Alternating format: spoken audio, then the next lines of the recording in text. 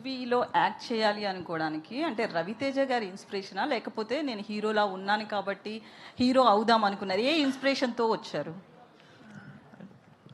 Inspiration hero అవుదామని అంటే ఒక మంచి సినిమాలు చేద్దామని వచ్చాను. ఇంకా ఆబ్వియస్గా అంటే మా అన్నయ్య ఫస్ట్ ఇన్స్పిరేషన్. మీరు ఎందుకు ఈ పెదనాన్న అన్నయ్య దగ్గర కన్ఫ్యూజ్ అవుతున్నారు? రవితేజ గారు ఏం చెప్పారు? పెదనాన్న అంటే పెద్దోడు అయిపోతాను అనుకున్నారు ఆయన? అంటే మాకు ఆ వైబ్ ఎప్పుడు ఇవ్వలేదు.